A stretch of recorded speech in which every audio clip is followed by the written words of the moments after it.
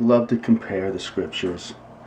I want to point out Romans chapter 4.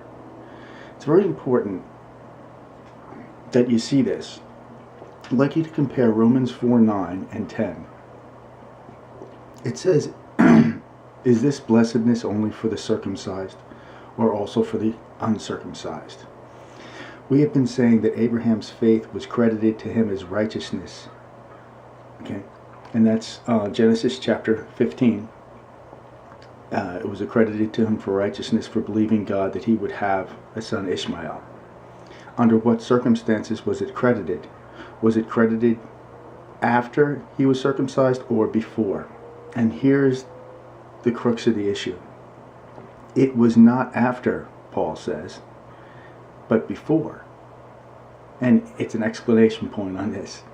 And he received circumcision as a sign and a seal of the righteousness that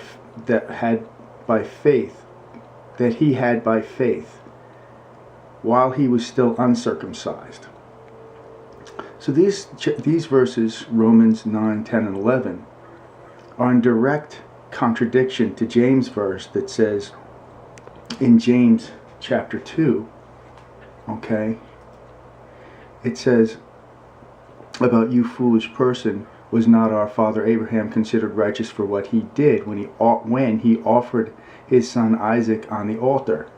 And the word considered righteous, justified here, you see, Isaac wasn't offered on the altar because Isaac wasn't born in Genesis chapter 15. And this was after Abraham was circumcised. Abraham was circumcised in chapter 17. So Abraham was considered righteous according to Paul before he was circumcised and before this occurrence of sacrificing or offering Isaac on the altar.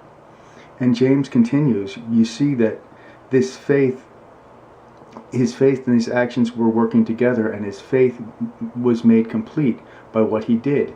And then James says, and the scripture was fulfilled. Abraham believed God, and it was accredited to him as righteousness, and he was called God's friend. So now James is saying that it was fulfilled, that it was accredited to righteousness. But Paul says that it was accredited to righteousness before he was circumcised.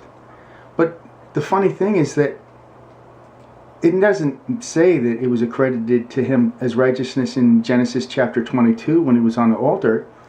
It did say that he was already prophesied that he would have many sons, but because he'd obeyed, the many sons came. But James said that, basically quoted the scripture, Abraham believed the Lord and he accredited to him for righteousness. That was before he was circumcised. And so you can't tell me, I see people trying to squirm out of it that somehow or another James did not contradict Paul. He absolutely did. And consider Genesis chapter 15. Then the word of the Lord came to him, this man is not your heir. This is talking about Ishmael, but a son who is of your own flesh and blood will be your heir. He took him outside and he said, look up at the sky and count the stars if you can. Then he said to him, so shall your offspring be. And then verse 6, Abraham believed God, and the Lord credited it to him as righteousness. There is no possible way that you can make the argument that James and Paul weren't arguing against each other, and there's no possible way you can make the argument that James is not contradicting not just Paul but Moses. Thank you.